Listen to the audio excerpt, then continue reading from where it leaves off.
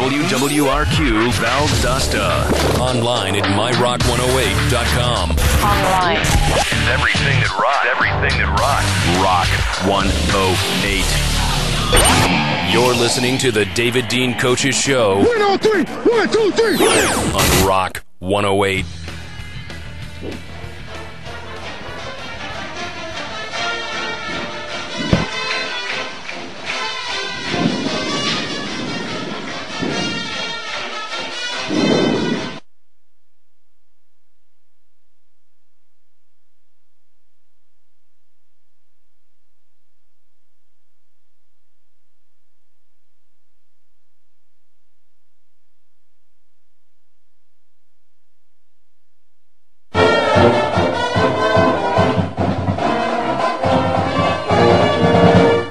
Welcome to the David Dean Coaches Show, live from Austin's Cattle Company.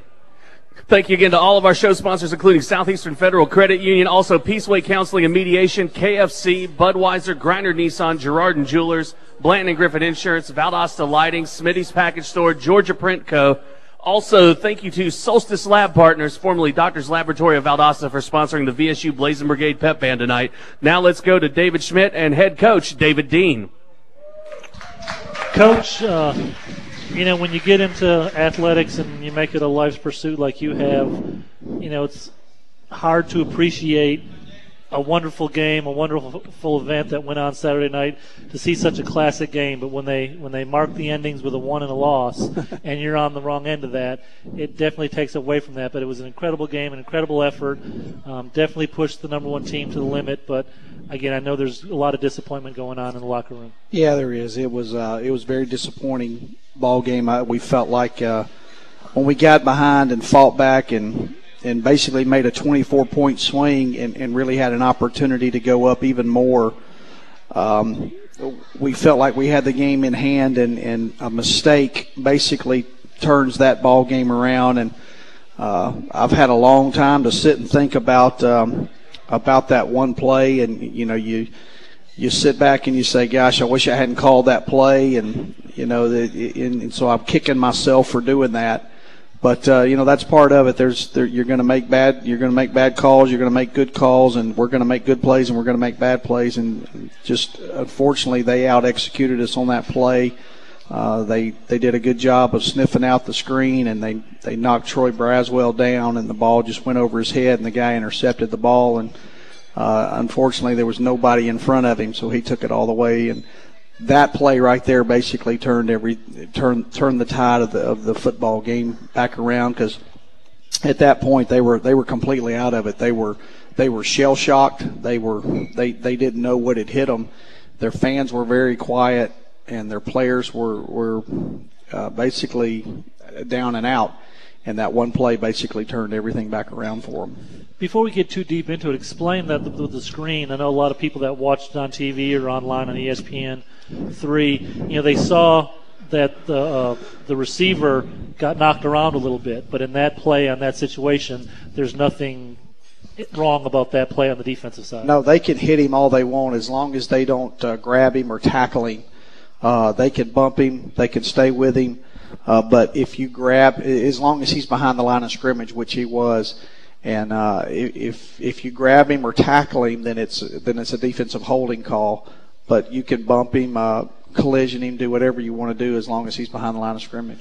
Now, again, there's no such thing as moral victories, and like we mentioned at lunch, it'd be nice if there was a one loss and a pretty darn close column.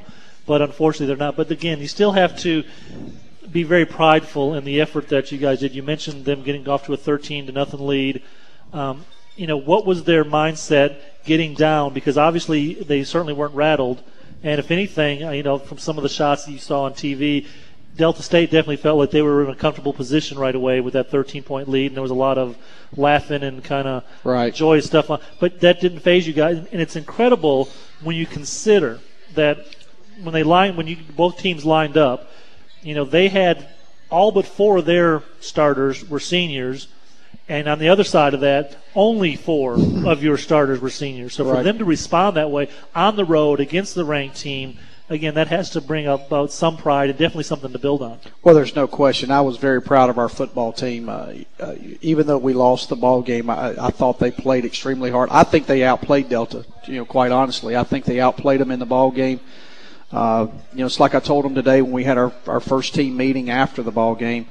There was about a series of about 8 plays in that ball game that turned it around. And, if there's a different outcome on those plays, then that game is totally different. But I was proud of our guys. I went back to the offensive bench after they went up 13-0, and I looked at a lot of our guys and I said, every time we play Delta State, this always happens. We either jump out to a big lead or they jump out to a big lead, and somehow or another the other team comes back. And, they all looked at me like, well, that's what's going to happen tonight. So, what are we worried about?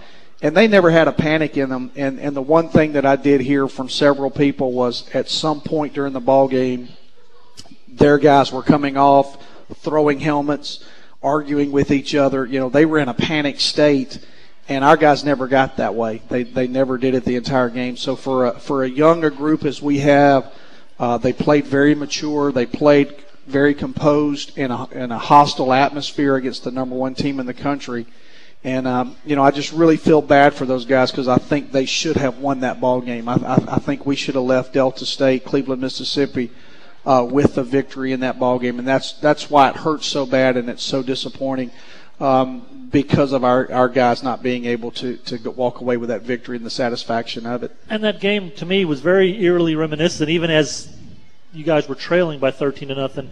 My first thought went to the Pittsburgh State National Championship game, where you guys got down by 14, but again, it seemed like it wasn't an insurmountable 14. And matter of fact, it even played all the way out in the fact that there was a really big hit on that punt, that fake punt, that even kind of sent another statement saying, we're not going anywhere. Right. And even though you didn't score on it, it's still, obviously that sent a message. And when you were, if you're the other team and you're kind of feeling like you're having your way with these guys in your first 2 possessions, but they're still punching you in the mouth. Obviously they woke up, but even then they still weren't able to respond. That seemed like it was funny when we went out and we warmed up. Our guys were really excited about getting an opportunity to play. And Delta kind of walked toward the middle of the field towards us as we were warming up, and you could tell it was kind of one of those, we're Billy Bad Boys. You come to our place, get ready for a beatdown. And our kids didn't even look at that. It didn't even faze them. It didn't bother them. They just kept warming up and kept going on. And I think there were several things that they were trying to do as an intimidation factor to us. And, I'm proud of our kids. They never even let it faze them. They just, we're going to strap it on. And even when we got down 13-0, we kept hitting them. We kept going after them. We kept playing physical football. And I think at many times in that ball game, with probably the exception of the last drive, we out-physicaled them. We hurt a lot of their guys. There was a lot of guys that were limping off the field. There was a lot of guys that at one point in the ball game, you could see their defensive line. They were very slow getting off the ground, and they were putting their hands on their hips and bending over, and they got kind of tired. And our guys were still fresh and still going. So, looking back on it, I still say, even though it was a loss, our kids learned from it. But I'm just extremely proud of the way that they handled themselves. And like you said, they had 36 seniors on their football team. We had 11.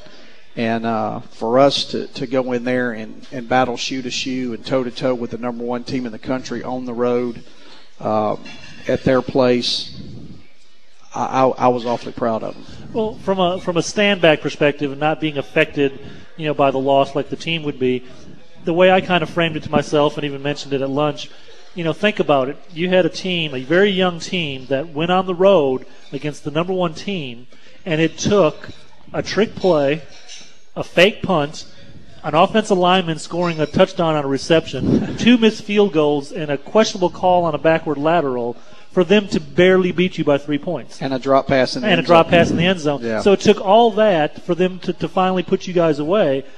And, again, when you look at the youth versus the experience, that says a lot about what's left this season as well as what's going on in the future. Well, sure. You get excited about what could be. Obviously we don't want to look that far ahead because we still have 2 ball games left. We're sitting in a situation right now where if we win those 2 ball games, we're probably going to end up being put into the playoffs. And quite possibly, if things work out, because one of the teams that we play is above us in the region, we could end up jumping them.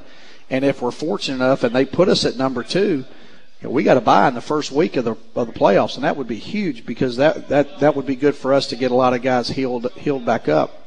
Just like this week, we got to get through West Georgia, and then we have an off week, which is really going to help us because from the time that we started camp until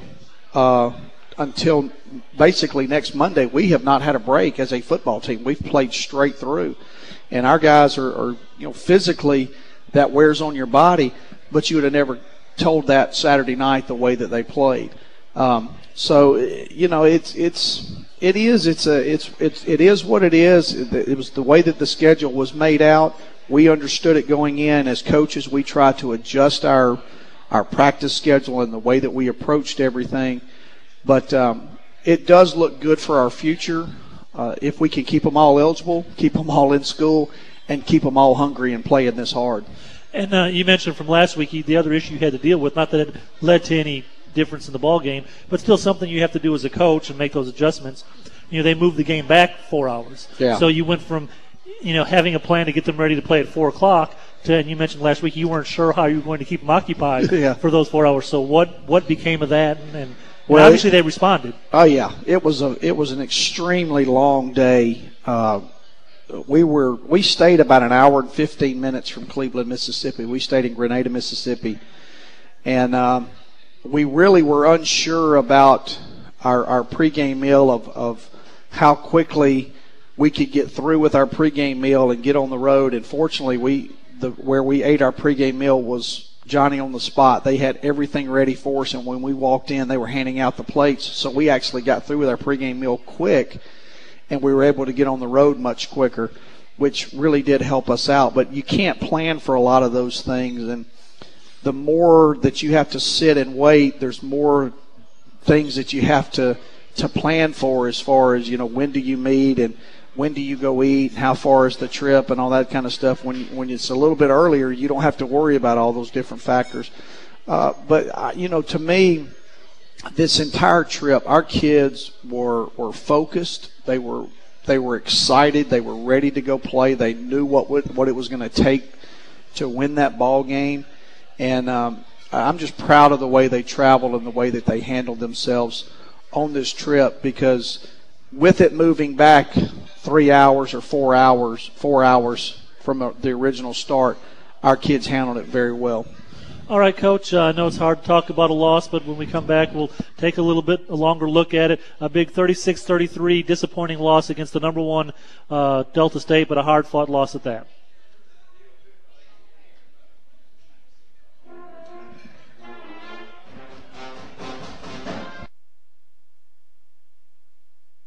We'll be back with more from the David Dean Coaches Show, live from Austin's Cattle Company.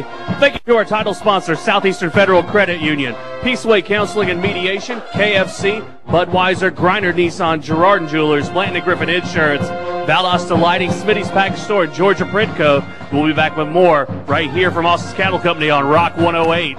There is absolutely nothing better than Friday night football in South Georgia. Don't you love it? Some of the nation's most elite players crashing helmets and blitzing the field to utterly, totally dominate their opponent is so relaxing. The sight and sound of tens of thousands of rabid fans screaming with every snap will rumble your soul. And don't even get me started on those power ballads during the halftime show. Man, it doesn't get any better. And to all of the opposing teams and their visiting fans, we love you, but you're going down. This is what we do, and this is how we roll. Tradition is here, and the future is now. It's Friday night football, folks. The trumpets are sounding, the air is thick, and victory is just 4 guaranteed action-packed quarters away. Brought to you by Southeastern Federal Credit Union, a very proud sponsor of South Georgia football. Georgia Prinko would like to wish the 2011-2012 Valdosta State University Blazers a great season. Georgia Prinko is locally owned and operated and is a leader in the grand format printing industry. Georgia Prinko has served our community for 10 years, and they understand the importance of community support. Georgia Prinko takes pride in their winning business practices, and they look forward to a winning season for the VSU Blazers. Georgia Prinko is a worldwide wholesaler of sign and POP products. Call 229-482-3411 for your next signage project. Shopaholics and people who hate shopping have one thing in common. Neither likes to shop for insurance. At Grange Insurance, we get that. That's why we recommend buying through independent agents. Let Blanton & Griffin do the shopping for you. Blanton & Griffin will look at a variety of insurance companies and recommend only the best ones. Companies like Grange, who offer great value and exceptional claim service. Call Blanton & Griffin today at 247-6500. Products not available in all states. It's a world of endless meetings, a place where the copier's always jamming and cubicle dwellers always dream of better digs. Yeah, this is the typical American office, and come 5 o'clock, this is America's beer, Budweiser. It's brewed with the finest natural ingredients for the perfect combination of flavor and refreshment. Budweiser, the great American style lager. Budweiser Beer, Anheuser-Busch, St. Louis, Missouri. Please drink responsibly. Hey, what do you have? It's the what'll you have moment. You want a light beer, right? But you also want real beer taste. Michelob Ultra. Smooth, refreshing, perfect taste. 95 calories and 2.6 grams of carbs. That's the smart choice. So what will you have? Yeah, a round of Michelob Ultra. Mick Ultra, you got it. Live life to the ultra. Please drink responsibly. 2009 Anheuser-Busch Incorporated Michelob Ultra Light Beer, St. Louis, Missouri. 95 calories, 2.6 grams carbs, 0.6 grams protein, and 0 grams fat per 12 ounces. There's a reason our KFC Famous Bowl is famous. Okay, 5 reasons. Mashed potatoes, sweet corn, gravy, the world's best chicken, and a 3-cheese blend, layered together for what might be the world's best tasting full meal. How could our cooks make that recipe even more famous? We put bacon on it. Wow, another one for the Colonel. The new KFC Cheesy Bacon Bowl. Try it now for just $3.99. Today is a KFC day. Today tastes so good. Limited time offer at participating KFC restaurants. Prices may vary. Tax extra. The David Dean Coaches Show. Find it here every Monday night, all season long, on Rock 108.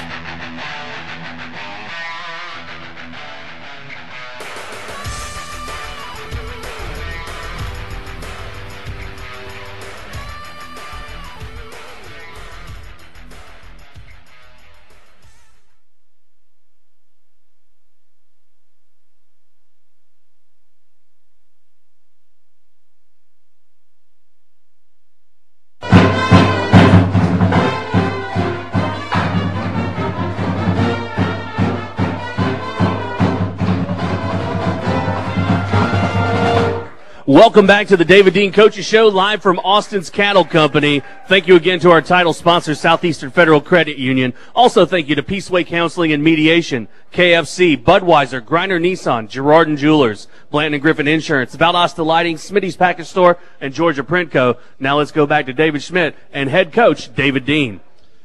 Coach, they say to the victor go the spoils, and as it turns out, Delta State had the Defensive Player of the Week and the Special Teams Player of the Week from the Gulf South Conference, and Brett Butler, who had the interception, and then Andrew Jones, who did the punt. I guess they gave him on the case of the fake punt, because I don't know they really did much beyond that. But that doesn't deny the fact that you guys had a lot of really great performances. I think one of the really big ones was unfortunate losing David Bailey in the middle of the game. Not even hit, just kind of turned wrong and hurt his knee, and you can talk about that. But then Theseus Jackson, really stepping up and having a career game. And I loved his quote in the paper where they quoted him saying is, when he went down hurt, he said he recognized how hard David played in his absence, and he was basically just returning the favor. He's like that. He's that type of kid. We do a lot of community service work, and he is the one that does more hours than anybody else on our football team as far as community service. So that's a kid that just has a big heart. He and David Bailey are very good friends, and he really felt like when he went down with the injury against Southern Arkansas that David Bailey stepped his game up, and that's exactly what he did the other night. He was outstanding in the second half of that football game, running the football. He's not a very big guy, but he was running very physical. And, the thing about him is he's got great speed, but he was adding a little bit of physicality to his runs, which was impressive to see. That's what I noticed. It seemed like you could tell he was running very hard. Oh, yeah, I mean, it was just incredible, the determination that he had. And, again, when you add that strength with a little wiggle and then the speed that he has, that you have to be excited about hopefully what you'll be able to do in the next couple games. No question. And that's the thing with David Bailey being out now. A lot of the load goes to Theseus. He and David carried a lot of it. Theseus is going to have to pick up in the absence of David Bailey. And now that again propels a guy like Troy Braswell, who was third team running back there. It puts him in the forefront again. And if you watched him in the ball game, he did exactly the same thing. He came up on a senior safety that they talk about as one of the most physical football players that they have, and they went head to head, and Troy Braswell didn't budge. He didn't go backwards, and that guy kind of turned a little bit, and it was impressive to see him do that. So that's the good thing about it. We've got several good running backs. You hate to lose a guy like David Bailey because he's a physical type guy. He's a bigger running back, at 210 pounds. But, we do have other guys sitting in the wings, and they realize now, just like Theseus said, it's time to step up our game. Just, again, stats for that game just to show the impressive game that Theseus had. 17 rushes, 177 yards, was not tackled for a loss at all, which pulled his average to be 10.4 yards a rush against a very good defense. I mean, you're not talking about a run-of-the-mill defense here. And then Troy came in with only 3 rushes with 26 yards, 8.7 yards per carry. Right. So, again, I mean, they not only did they find holes, but they hit the holes, they hit them fast, and then when they had to do what they had to do to kind of go to the next level, they hit the guy and kept on running. Exactly, and a lot of it is credit to our offensive line as well for creating those holes that they can run through. But Delta was only giving up about 67 yards a game rushing, and Theseus way past that. And we blew them out of the water as far as the number of yards that we had in the ball game. They weren't giving up 300 yards a game, and we got 450 or so yards. And you take away the 2 sacks at the end of the game, we probably rushed for close to 280 yards, maybe 290 yards against those guys. And that's why I say they were really, really frustrated. Nobody had done that to them. Nobody had lined up and just said, we're gonna go shoot a shoe with you. And even North Alabama did. North Alabama lined up and went at them a little bit, but then they got away from it and started throwing the football. We said we were going to stay with it. We felt like we were a little bit more physical than they were, and we just came off and hit them in the mouth. Again, minus the sacks, it would have been right close to 3. You actually gained 301 positive yards. Yeah. And then Caden with the 35 yards on the sacks. They count sacks as rushing yards. But again, another good game, Caden. You look at the stats, passing-wise, about 50%. I'm sure you'd like that to be a little bit better. But still, some of the passes he made, he kept the play alive. He was able to find open receiver and help that way. And then the runs that he did for the 2 touchdowns were really, untouched from that far out. That was really impressive. And the fact that you have that option now, or more, not now, but more so than you had, to really confuse a defense and get them going in one direction and then pop out the back. Well, I thought Caden played an outstanding football game. And you look at it, and, he only completed half of his passes, but we had 5 drops in that ball game. He threw 2 balls away, very smart. He did throw that 1 interception, and then he threw a couple other balls that he threw in the ground or he threw behind a guy. But you go back and look, if those catches are made, you're looking at Caden saying, boy, what an outstanding ball game he played. And he did. I thought he played a very good football game against a very tough defense.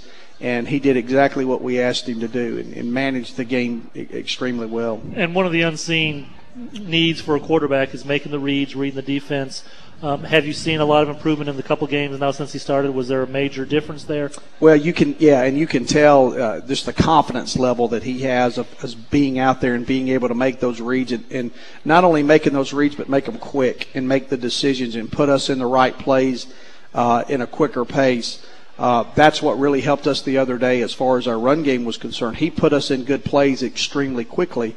Before their defense had a chance to adjust to a lot of different things. And I will say this, Delta State threw more at us than they have done all year long. They threw a lot of twists, a lot of things that we hadn't seen, and boy, to our kids' credit, they went through it and they adjusted to it extremely well, as did Caden, seeing all those things and deciphering what was going on. And just the whole night, even though it was a loss, it was such a maturity growth for a lot of young kids to be able to be in that atmosphere and play that way and play that hard. I think the only criticism right now I have of Caden, and this is something that's very correctable, I'm sure you're in, and maybe you have the same view. He thinks he's a little bit bigger than he is, doesn't he? Yeah, he does. I mean, it's one thing to have determination, and when you see a guy like Theseus running, but when your quarterback is slamming into people and trying to get that extra 1, 2, 3 yards, even on the sideline, I guess, again, you got to try to find that balance between determination and grit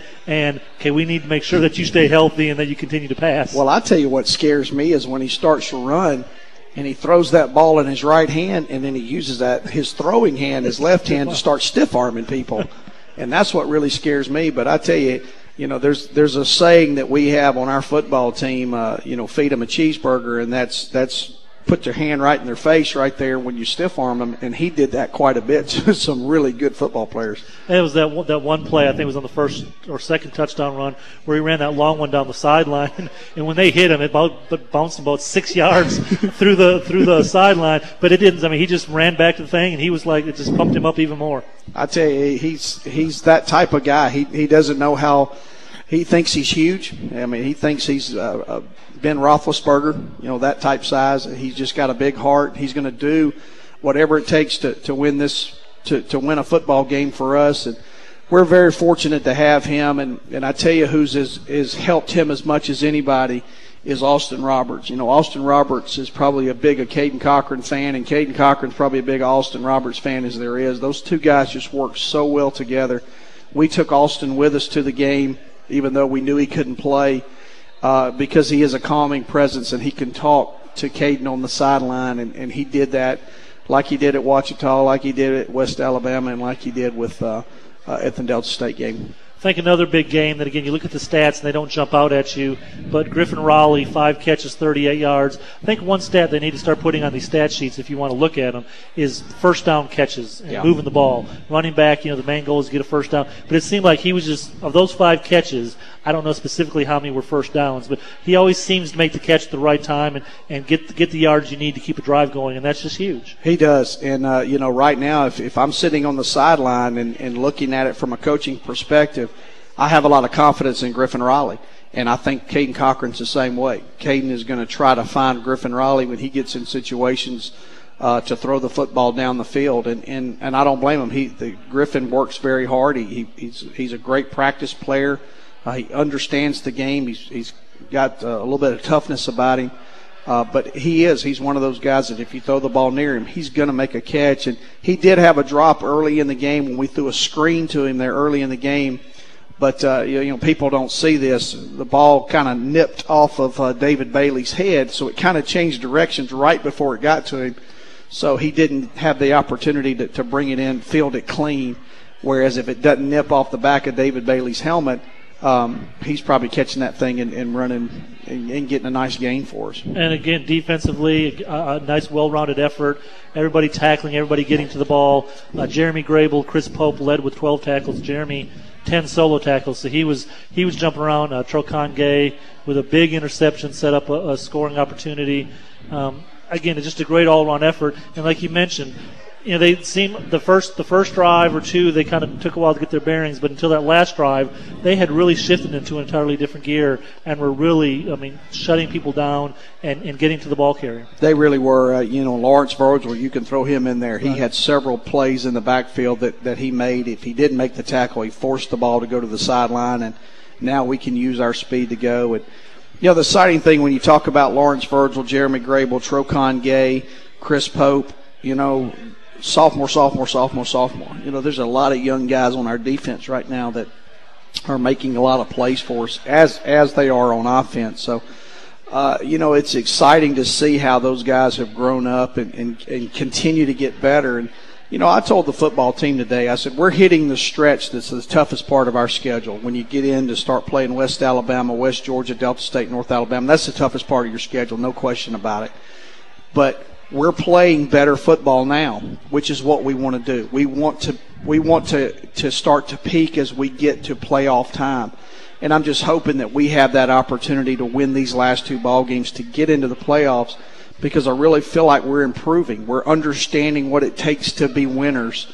And that says a lot for the guys that we have, the young guys that we have on the team, but it also says a lot for those seniors that are going through their last time, the Harrison Drylings and the Bubba Boatwrights and the Austin Roberts and Jack Fulfords, those type guys that are a part of that football team, the Larry Bryants, who really push those guys to be as good as they can be.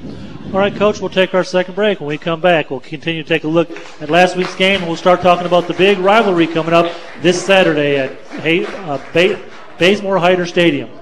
We'll be back with more from the David Dean Coaches Show, live from Austin's Cattle Company. Thank you to our title sponsor, Southeastern Federal Credit Union. Also thank you to Peaceway Counseling and Mediation, KFC, Budweiser, Griner Nissan, Girard & Jewelers, Blanton & Griffin Insurance, Valdosta Lighting, Smitty's Package Store, and Georgia Printco. We'll be back with more on Rock 108. There is absolutely nothing better than Friday night football in South Georgia. Don't you love it?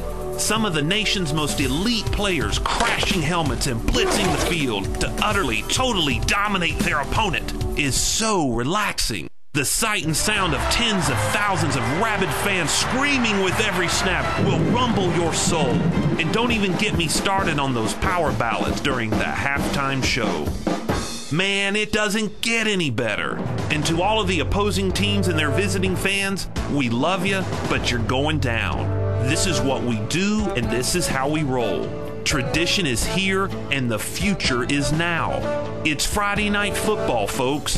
The trumpets are sounding, the air is thick, and victory is just 4 guaranteed action-packed quarters away. Brought to you by Southeastern Federal Credit Union, a very proud sponsor of South Georgia football. Accuracy, reliability, perfection. Exacting standards and passionate faithfulness are at the core of the legendary Tag Heuer watch collection. These standards beat strong in the hearts of every football player and die-hard fan. Champions of accuracy, champions of quality. Tag Heuer's and Girard & Jewelers' winning team can't be beat. Girard & Jewelers, our area's exclusive dealer of Tag Heuer timepieces, proudly supports Coach David Dean and the Valdosta State Blazers. See the rebirth of an icon, the Tag Heuer Link Series, exclusively available at Girard & Jewelers. Smitty's Package Store is ready for Blazer football. Smitty's was voted the #1 liquor store in South Georgia, and they have everything that you need for the weekend, including ice-cold beer, wine, and liquor. Plus, you can pick up a cooler, a bag of ice, a nice cigar, and even the lime for your Corona. As we cheer our Blazers on, don't forget to be safe. Make sure that you have a designated driver and that you drink responsibly. All good times begin at Smitty's, and go Blazers. It's a world of endless meetings, a place where the copier's always jamming and cubicle dwellers always dream of better digs. Yeah, this is the typical American office, and come 5 o'clock, this is America's beer, Budweiser. It's brewed with the finest natural ingredients for the perfect combination of flavor and refreshment. Budweiser, the great American style lager. Budweiser beer, Anheuser-Busch, St. Louis, Missouri. Please drink responsibly. Hey, what do you have? It's the what'll you have moment. You want a light beer, right? But you also want real beer taste. Michelob Ultra. Smooth, refreshing, perfect taste. 95 calories and 2.6 grams of carbs. That's the smart choice. So what will you have? Yeah, a round of Michelob Ultra. Mick Ultra, you got it. Live life to the ultra. Please drink responsibly. 2009 Anheuser-Busch Incorporated Michelob Ultra Light Beer, St. Louis, Missouri. 95 calories, 2.6 grams carbs, 0.6 grams protein, and 0 grams fat per 12 ounces. It's Monday night. Let's talk. You're listening to the David Dean Coaches Show on Rock 108. Rock 108. Welcome back to the David Dean Coaches Show, live from Austin's Cattle Company. Thank you to all of our sponsors, including Southeastern Federal Credit Union, Peaceway Counseling and Mediation, KFC, Budweiser, Griner Nissan, Girard & Jewelers, Blanton and Griffin Insurance, Valdosta Lighting, Smitty's Package Store, and Georgia Printco. Now let's go back to David Schmidt and head coach David Dean. Coach, you've been on the sidelines of many a football game. Not to make you sound that old, but you've been, as a player and graduate assistant, how many times have you witnessed an offensive lineman get a tip ball and run in for a touchdown? I think that's the first one. I really do. I think this is my 24th year of coaching, if you can believe that.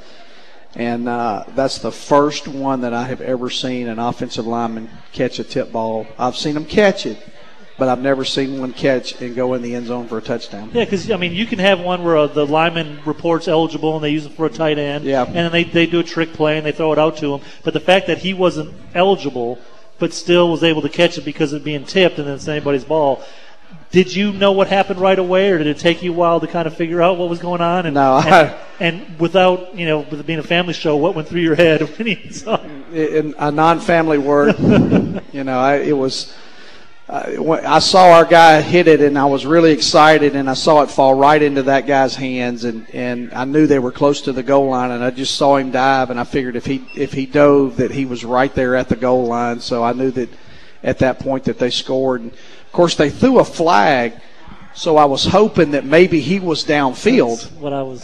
But they actually called pass interference on us, which was eventually waved off because the ball was tipped.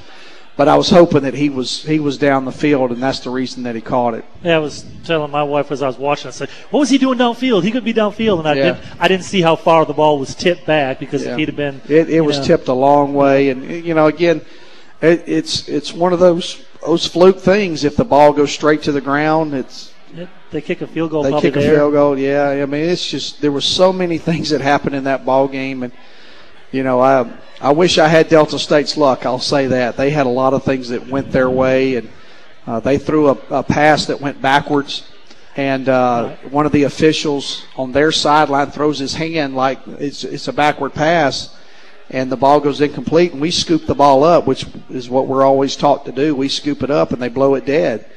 And they converse, and they say, no, it was thrown behind the line. Well, this guy over here said no, it was a backward pass, but he never goes in the huddle and speaks his piece saying no, it was definitely backwards. And that's another one right there. That was in the fourth quarter, and that was in their part of their last drive. And we were sitting in a perfect situation on the fake punt. We read it exactly perfectly, and we had a guy right there in position to make a tackle, and he missed the tackle. And how many times do you miss a tackle on a punter? And then he ended up getting hurt when he finally made his way to the sideline and he got tackled. I think he got dinged so much that I don't think he would have been able to play again. Right. Well, Chaz Matthews put a heck of a lick on him, and they make it by about a yard. So it was a culmination of a lot of things that went on that were really fortunate breaks for them. And I won't say that they got every break in the game, because we got a few, and as it went our way, but at just the crucial times in that ball game, they had a lot of things go their way. And that was the other thing. As they went on that last drive, an 18-play, you got to give them credit. They went on an 18-play drive, and minus that missed call by the referees, they executed. But it was funny when they going 3 for 3 on fourth downs, but each one of them they just did get it. So it's not like they had some kind of crazy play. It just fell for them. Right. But that's why they were the defending. They were in the championship game last year, and they're a senior-laden team. Credit has to go to them for executing and not giving up themselves. Exactly, and I give them all the credit in the world. They out-executed us in the last 7 minutes of the game. They put together a 7-minute drive and gave us the ball back with 40-something seconds left, which is exactly what you need to do. We were scoring so quickly that I know that they did not want to give us the football back with a lot of time. And I told Russ Hoff after we scored, I said, we may have scored too quick right there. But what are you going to tell your guys? You got to keep going. But, I all the credit to them in the world, and Micah Davis is as cool as a cucumber, a great quarterback. He made some outstanding throws where our guys were in position to make plays, but he puts it exactly where he needs to put it. And that's part of being a quarterback that has been in that situation before. He did it the week before against North Alabama, drove them 90-something yards to put them in field goal range. They're just – you can't beat experience, and that's what they have all the way across the board. And when it came down to it, their offense did not panic at all. They knew what they had to do. And for them to convert 3 fourth-down conversions in a period of 7 minutes is almost unheard of. Well, the good news is, as much as that was I'm sure it was a disappointing defeat, but from the sense I get from here and around campus and the way the players are, it was not a demoralizing defeat. And that's huge coming up, because as the regional rankings finally come out, and these are the rankings that actually matter, all the other top 25 polls are just for show, but the regional rankings are here. They dictate the playoff position. You mentioned earlier, Valdosta State is sitting at number 3, which means the destiny is in their hands, and so you still have a chance to just simply win and get in. We do. We feel like I was really surprised. I did not think that we would be number 3 in the region. I thought we would be, at best, probably number 6. I thought that we would not be in the top 6. But that what's helped us is our strength of schedule. By playing the extremely tough schedule that we have played, if you look at that, 5 of the 10 teams we have on our schedule are somewhere in those rankings. And that has helped us. And everybody on our schedule now has a winning record, I think, except for one team. And when you look at that, I think the committee looks, hopefully they've looked at that and they said, these guys deserve to be up there. But it says a lot for the Gulf South Conference when you look at that. Delta number 1, North Alabama 2, Valdosta State 3, and then you go to West Alabama, they're number 7. So four of the 5 Gulf South Conference schools are all in the top 7 in the region. And then the other ones left, Mars Hill at number 4. A new entry, or one team that we haven't really seen a lot about, North Greenville out of Tigerville, South Carolina. They're an independent team. Yeah. So they're playing an independent schedule, but they've done well this year, apparently, enough to get notice and fall in at number 5. And then our old friends at Albany State sitting there at number 6. Right now, the way it shakes out as well is there's someone being represented from every conference, so we don't have to worry about the earned access deal getting involved at this point.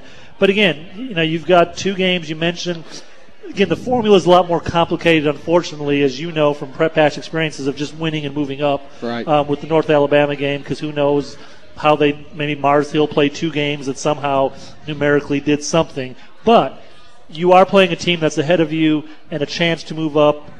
And again, it's 2 home games in your control. And so you come off of this disappointing loss, but you've got 2 really big games to get your team up for, enough to know that, win or lose, these are big games for us because we want to beat West Georgia, and we definitely want to beat North Alabama regardless. Right. Well, you're talking about probably 2 of the biggest rivals that we have is West Georgia and North Alabama, and that's who we have left to control our own destiny. And I really feel like if we win those 2, we're going to be in. Now, we may drop to 4 or we may drop to 5. We may stay at 3. I don't know how it'll work out, but I really feel like if we win those 2, they're not going to drop us out of the top 6. The big key for us is to take care of business this Saturday, and that's the one thing that I'm really worried about is our psyche. When I came in today and met with the team at 11 o'clock, usually they're talking, and when I come in the room, they're talking, and then when I address the podium, they all get quiet and everybody listens to what I have to say. When I walked in, they were already quiet, and a lot of them had their heads down, and I just tried to pick them up, and I said, look, you just played the number 1 team in the country and you outplayed them. Bottom line is you outplayed them. We didn't win. Yeah, we're all disappointed, but let's look past that. I said, let's look back to West Georgia, and we talked about the Peach Basket. We talked about I read off several guys off the West Georgia roster that guys on our players on our team knew. And I said, look, these guys played high school football with you. Y'all were on the same team. How are you going to feel going back and talking to these guys and saying, you got the best of us this year. You don't want that to happen. And, we talked about our destination, our destiny, or where we want to be is get in the playoffs. There's 146 Division II teams, and we want to be one of the 24 that makes it to the playoff. And so, we talked a lot about that, and hopefully that's going to get them back going again. And I will say this, we don't do any meetings with them on Monday. When I was walking off the field, I heard several of them gather up, and they had a group that was going in to watch film tonight at 5:30, and they all came in there together. Now, they can't do it with coaches, but they went in there by themselves and watched film. So that made me feel a lot better about them putting that game behind them and come back in here and get ready to play the West Georgia, whatever they are now, Wolves. Wolves, yeah, something like that. Speaking of which, we'll take our final break, and when we come back, we'll take a Peach Basket preview. We'll be back with more from the David Dean Coaches Show, live from Austin's Cattle Company. Thank you to all of our sponsors: Southeastern Federal Credit Union, Peaceway Counseling and Mediation, KFC, Budweiser, Griner Nissan, Girardin Jewelers, Blanton & Griffin Insurance, Valdosta Lighting, Smitty's Package Store, and Georgia Printco. We'll be right back on Rock 108. There is absolutely nothing better than Friday night football in South Georgia. Don't you love it? Some of the nation's most elite players crashing helmets and blitzing the field to utterly, totally dominate their opponent is so relaxing. The sight and sound of tens of thousands of rabid fans screaming with every snap will rumble your soul. And don't even get me started on those power ballads during the halftime show. Man, it doesn't get any better. And to all of the opposing teams and their visiting fans, we love you, but you're going down. This is what we do, and this is how we roll.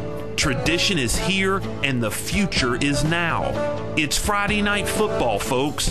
The trumpets are sounding, the air is thick, and victory is just 4 guaranteed action-packed quarters away. Brought to you by Southeastern Federal Credit Union, a very proud sponsor of South Georgia football. Georgia Prinko would like to wish the 2011-2012 Valdosta State University Blazers a great season. Georgia Prinko is locally owned and operated and is a leader in the grand format printing industry. Georgia Prinko has served our community for 10 years, and they understand the importance of community support. Georgia Prinko takes pride in their winning business practices, and they look forward to a winning season for the VSU Blazers. Georgia Prinko is a worldwide wholesaler of sign and POP products. Call 229-482-3411 for your next signage project. Peaceway Counseling and Mediation Services Incorporated has diligently served Valdosta and the surrounding community since 2006 and is now offering DUI school. If you or someone you know is in need of DUI school, Peaceway Counseling can help. Peaceway counselors pride themselves on integrity, commitment, and professionalism, and now provide a variety of services, including marital counseling, substance abuse treatment, individual and family therapy, anger management, domestic violence, and DUI classes. Call today at 333-2351 or visit peacewaycms.com. Peaceway Counseling and Mediation Services, helping to put the pieces together. Experience the difference of Griner Nissan, home of the lifetime warranty. For over 50 years, customers in South Georgia and North Florida have relied on Griner for their automotive needs. Griner continues to offer the best possible prices and service that keeps you coming back. After all, relationships are what the difference is all about. Visit Griner Nissan on Inner Perimeter Road in Valdosta and online at grinernissan.com. Griner Nissan, a proud sponsor of the VSU Blazers and the David Dean Coaches Show. Valdosta Lighting Center, located at 418 Northside Drive, has been serving homeowners and businesses in Valdosta and the surrounding areas since 1974. They have a 14,000 square foot facility and offer the finest lighting with over 200 residential, commercial, and industrial lines to choose from. Valdosta Lighting Center's staff has over 125 years combined experience. They offer scheduled in-house or on-site consultations as well as after-hours appointments for your convenience. Call Valdosta Lighting Center at 247-1526 or visit them online at valdostalighting.com. It's Blazer Football Talk. 55 Texas, Z-Hook on one. On the exclusive home of the David Dean Coaches Show, Rock 108. Welcome back to the David Dean Coaches Show, live from Austin's Cattle Company. Thank you to all of our sponsors, our title sponsor, Southeastern Federal Credit Union. Also, thank you to Peaceway Counseling and Mediation, KFC, Budweiser, Griner Nissan, Girardin Jewelers, Blanton & Griffin Insurance, Valdosta Lighting, Smitty's Package Store, and Georgia Printco. Now let's go back to David Schmidt and head coach David Dean. Before we move forward, one more point on the game last week. Forgot to mention, again, the incredible game that Theseus Jackson did, which earned him the Bush Investment Group Blazer of the Week. So, again, another fine game by a fine performance by a Blazer. And we thank Bush Investment Group for being involved and allowing us to recognize them for that. That was Coach, not me. But we got the Big Peach Basket, a good in-state rivalry, a great game every year. You know, the fact that we have it down here this year should have a good crowd, a lot of energy going on. Our friend Wes James, of course, always takes a deep inside look at what's facing us. So let's hear what. Coach, you're looking at a West Georgia team returns 14 starters, 8 on offense, 6 on defense. They have got a heck of a punt returner in number 18, a 5'7", 140-pound sophomore, Denarius Appling. He can break one at any time from any place on the field. Going looking at stats, once again, it's a team that we match up very well with. We looked at common opponents. We give up about as many yards rushing as they did. We got just about as much as they. It's almost a wash. But before I ask your question, first of all, I want to say congratulations on taking the #1 team in the nation at their place to the wire. And I believe the fact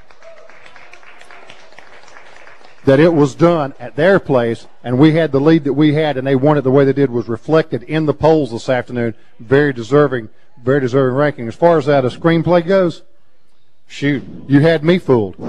I mean, I thought it was a perfect time to call it. Well, they had been coming with a blitz on that side of the field, and I got a little greedy. I wanted to stick the dagger in their heart at that time, and they did. They came with a blitz, but the one kid tripped up Troy, and the ball just went sailing over his head, and I still kick myself for it. If we just run and run some more time off the clock, they weren't stopping us. But heck, if you catch it and it goes for a touchdown, I'm sitting here happy as I can be, and that's part of coaching. You're always gonna live with decisions. We get a couple of field goals, we're happy as can be too. Yeah, we catch a post route right before the half. Yeah, ifs and buts for candy and nuts. We'd all have a Merry Christmas. That's right.